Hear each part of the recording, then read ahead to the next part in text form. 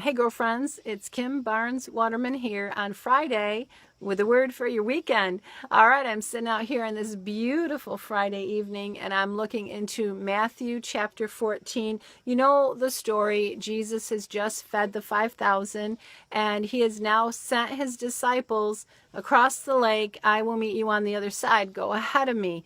Well, you know what happens in the middle of the lake is they get into this huge storm and it's big and it's scary. So the first thing we got to point out here is that Jesus sent the disciples. In other words, the disciples were in the will of God as they're crossing the lake, okay? So storms can hit us when we are doing the will of God. This wasn't a sin storm, all right? This was a storm that came up as they were doing the will of God. So it can happen. Let's not be too surprised when it does. But they get into the middle of the lake and this huge storm is kicking up. And I think of these fishermen because, you know, they're seasoned fishermen. This isn't their first rodeo, okay? They have been through storms, but this was a tremendous storm. It was actually a spiritual storm.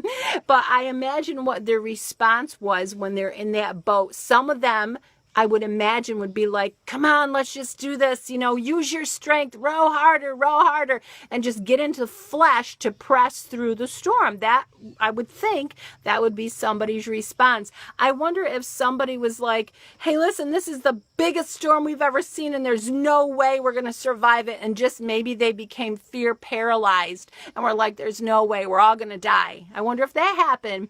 You know, if I was in the boat, I'm pretty sure what I would do, because I see my reaction in my life storms, and probably I would have taken the oar and thrown it down in the water and been like, really? Another freaking storm? Are you kidding me? Another storm? Really? I probably just would have got mad in the storm, okay? So there might have been some different responses there, but the right response, according to what I can see is in the word, is they needed to identify Jesus in the storm. Okay, they needed to find Jesus and they needed to focus on him. Read over Matthew chapter 14. See what you get out of it.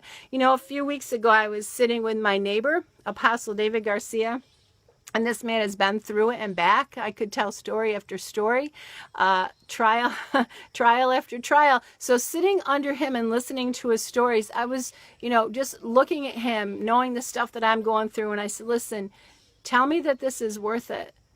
Tell me that all this is worth it. And he said, well, what's the price of one soul? And I thought, man, okay, this is worth it. These storms are worth it. And he looked at me and he said, focus, sister, focus.